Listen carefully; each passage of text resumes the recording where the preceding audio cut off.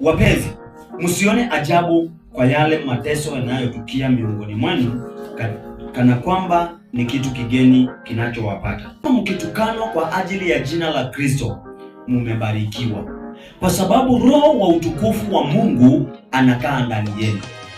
Lakini asiwepo mtu yeyote miongoni mwenu anateswa kwa kuwa ni muuaji au ni mwizi au mhalifu wa aina yoyote, au anayejishughulisha na mambo ya watu wengine.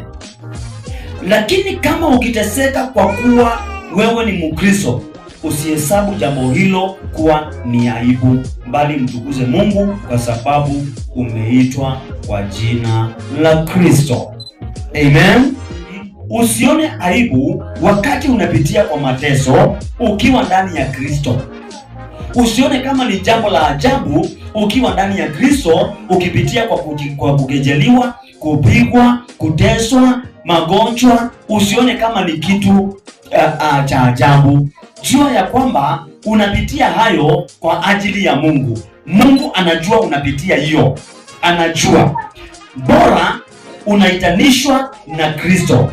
Bible inasema ya kwamba umebarikiwa wewe unayepitia kwa magonjwa ukiwa ndani ya Kristo, watu wakikudharau kwa magonjwa, kwa sababu baadaye utapata uponyaji.